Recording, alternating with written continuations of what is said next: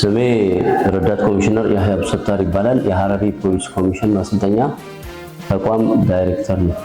የፖሊስ ሙያ ባህሪው ሲታይ ፖሊስ ፕሮፌሽናል የሆኑ ሰዎችን እንደገና ደግሞ የተማረውን የሰው ኃይል ማለት ነው ከወሰደ በኋላ ስልጠና ውስጥም ፖሊሳዊ ሳይንስ ፕላስ ደግሞ የአካል ብቃትና ዲሲፕሊን እና የተለያዩ የፖሊስ ሳይንሶችን የተማረ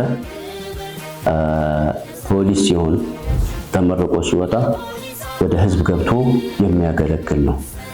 ይሄ የፖሊስ ሙያ ፖሊስ ሙያው ክብር እንደሆነ የሚታወቀው ምንም ሰው ሊያደርገው የማይችለውን ነገር እሱ ሰው መሃል ገብቶ ሰውን የሚያዘው፣ ሰውን የሚከለክለው፣ የሚያግደው፣ የሚፈትሸው፣ የሚበረበረው፣ የሚመረምረው የሚይዘው ፖሊስ ስለሆነ ከሌላው ስራ የተከበረ መሆኑን መግለጽ ይቻላል ማለት በዚህ በትንሹ የፖሊስን ሙያ ከሌላ ሙያ የሚለየው ሌላ ሙያ ቀጥታ ከትምህርት ቤት ወደ ስራ ይገባል፣ ወደ መስሪያ ቤት ከዛ ይቀጠራል፣ ሪክሩት ይደረጋል፣ ከዛ ቀጥታ ይሰራል ማለት ነው። ይሄኛው ግን የተለየ ሙያ እንደሆነ የሚገለጸው የሙያ ስልጠና ይወስዳል።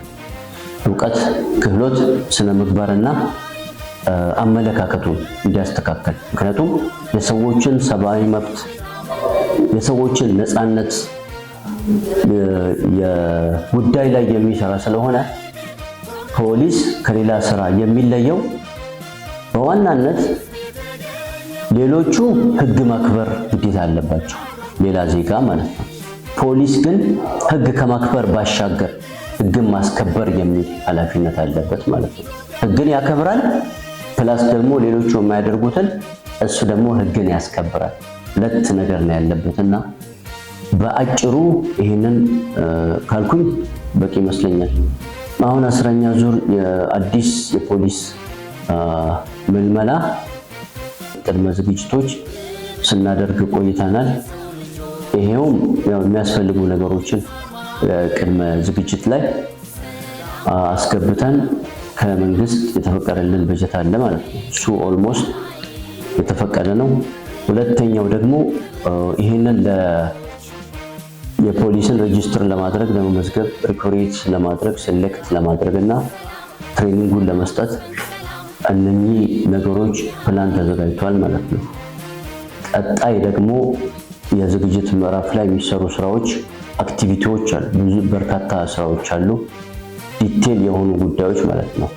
እንዳጠቃላይ 3 ምዕራፎች አሉት። ይሄ የ10ኛ ዙር ፖሊስ ምልመላ አንደኛው ምዕራፍ 1 የሚባለው ቅድመ ዝግጅት ነው። የሚሰሩ ስራዎች፣ የሚያስፈልጉ ቁሳቁሶች፣ ሰፖርቲቭ የሆኑ ነገሮች፣ ፋሲሊቲዎች፣ ሎጂስቲክሶች እነሱን ነገሮች የምናዘጋጅበት አንደኛው ምዕራፍ ነው። ሁለተኛው ምዕራፍ ላይ ደግሞ ልጆቹን ተመልማዮቹን ማለት ነው በቀጥታ ወስደን ከተመዘገቡት ውስጥ ያለፉትን መስፈርት የወጣው መስፈርት አለ። በርካታ መስፈርቶች አሉ። ያው በማስታወቂያ ላይ ይገለጻል፣ በሶሻል ሚዲያ እና በቀስቀሳ መልክ እንዲሁም ደግሞ በየወረዳው ላይ ይለጠፋሉ ማስታወቂያውና ከነ መስፈርቱ እና የሚያስፈልጉ ነገሮች ስታንዳርዶች አሉ። እነሱን ስታንዳርዶች አስቀድመን እንለጥፍና በዛ አማካኝነት ምዝገባውን እናደርጋለን። የስልጠና ማዕከላቱም እንደዛው ቅድመ ዝግጅት ውስጥ አስገብተን የት ነው መደረግ ያለበት የሚለውን ነገር ኦፕሽናሊ አስቀመጥናቸው አሉ። እነሱንም እንሄድባቸዋለን። ሶስተኛው ምዕራፍና የመጨረሻው ምዕራፍ ስልጠናውን ከሰጠን በኋላ ያው ተመርቀው ወደ ማህበረሰቡ ውስጥ የሚገቡ ናቸው። እነዚህ ማህበረሰቡ ውስጥ የሚገቡ አዲስ ተመራቂ ፖሊሶችን እንዴት ሰሩ የሚለውን ፕራክቲስ የሚያደርጉበት እንደገና ደግሞ በቋሚነት ተመድበው ሲሰሩ ያላቸው ዕውቀት ከዛ ከቀለም ከስልጠና የወሰዱት ዕውቀት፣ ክህሎት፣ ስነ ምግባርና አመለካከት በስራ ላይ እንዴት ተገበሩት የሚለው ምን ክፍተት አለባቸው ምንስ ጠንካራ ጎን አላቸው የሚለውን ነገር ኢቫሉዌት አድርገን ማለት ነው አት ኤንድ ኦፍ ዘ ዴይ ኢቫሉዌት አድርገን ከዛ ወደፊት ሌሰን ለርን እንዲሆን ማለት ነው ለቀጣይ ስራችን ምቹ ሁኔታ እንዲፈጥርልን እነሱን ነገሮች ፊድባክ የምንወስድበት እና ማጠቃለያ ምዕራፉ ይሆናል። ትልቁ ለፖሊስ ምልመላ ወይም ደግሞ ቀጠራ እና ደግሞ ስልጠና ትልቁ ግብአት ምልመላ ላይ የሚደረገው እንቅስቃሴ ነው። በዋናነት ይሄ አንበሳውን ድርሻ የሚወስድ ነው። በምልመላ ወቅት ሁሉም ማህበረሰብ ማለት ባለድርሻ አካላት የሚባሉ በሙሉ ማህበረሰቡን ጨምሮ ማለት ነው ባለድርሻ አካላት በመንግስት መዋቅር ውስጥ ያሉትም በማህበረሰብ ውስጥ ያሉትም ተሳትፎ ያደርጉበታል። ምልመላው ላይ ማህበረሰቡ ስነ ምግባር ያለው ሰው ወይም ደግሞ ሰልጣኝ ፖሊስ አዲስ ፖሊስ ለመመልመል ትልቅ ድርሻ የሚና የሚጫወት ስለሆነ ትክክለኛውን የሆነ ስነ ምግባር ያላቸውን ተማሪዎች ወይም አዲስ ፖሊሶችን በሚመለመልበት ወቅት ያንን ተከትሎ ድርሻውን ወይም ሚናውን መወጣት መቻል አለበትና ስነ ምግባር የሌለው ሰው ቢመረጥ ነገ ጠዋት ማህበረሰቡን ነው የሚያስቸግረው። ፖሊስ ከህብረተሰቡ ይወጣል፣ ወደ ህብረተሰቡ ገብቶ ዳኝነት ይሰጣል ወይም ይሰራል፣ አገልግሎት ይሰጣል። ተመልማዮች ማስታወቂያ ልክ እንደሰሙ ወይም እንዳዩ የተለጠፈውን ትምህርት ማስረጃቸውን ክራይቴሪያው ላይ ያለ ማስታወቂያው ጋር አንድ ላይ የምንገልጸው ወይም የምንለጥፈው ይሆናል። ስታንዳርዶች አሉ፣ 3 ቅጾች አሉ ቢያንስ ማለት ነው። ያንን ቅጾች አንዱ ከወረዳ መስተዳደር የሚሞላ ነው። አንዱ ከትምህርት ቤት ከተማረበት ትምህርት ቤት ተመዝጋቢው ማለት ምልምል ከተማረበት ትምህርት ቤት የሚሞላ ቅጽ አለ። ሌላኛው ቅጽ ደግሞ ከፖሊስ ከወረዳ ፖሊስ የሚሞላ አለ። እነዛ ቅጾች ተሰጥቷቸው ሄደው ይሞላሉ ከተመዘገቡ በኋላ። ነገር ግን ቅድመ ዝግጅት የሚያደርጉት የትምህርት ደረጃቸውን ነው። 8ኛ ክፍል ማንዳቶሪ ነው።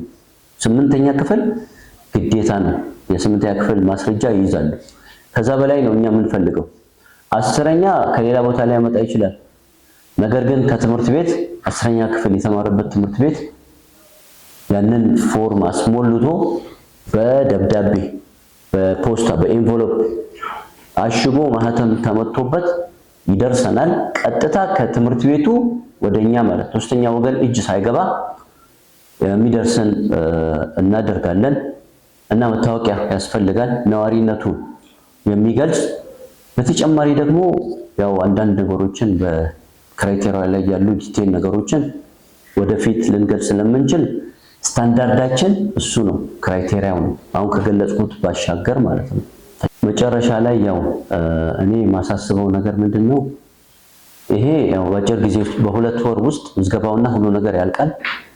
በ3ኛ ወር ላይ ቀጥታ ስልጠናውን የምንጀምርበት ሁኔታ ስላለ አሁን ካሉ ከወቅታዊ ጸጥታ ሁኔታ አንፃር ሲታይ ጥሩ ስነ ምግባር ያላቸው ማለት ባሉባሌ ጉዳይ ውስጥ ያልተሳተፉ ሰዎችን ለመመልመል ፖሊስ ነፃ ነው፣ ኒውትራል ነው ከሁሉም ማለት ነው።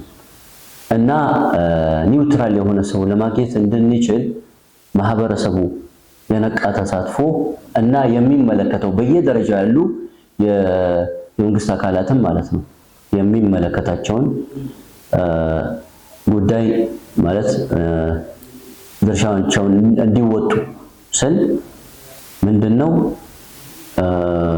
በዚህ በምልመላ ወቅት እንዲያግዙን ትኩረት ሰጥተው ማለት ነገ ጠዋት ማህበረሰቡ ውስጥ ገብቶ የፖሊሳዊ አገልግሎት የሚሰጥ ማን ነው የሚለው ጥያቄ ለራሱ አቅርቦ ይሄን ከየት እናመጣለን እንዴት የሚለውን ተጨንቆበት ተሳትፎበት ማህበረሰቡ ድርሻውን እንዲወጣ የሚል መልእክት አለኝ።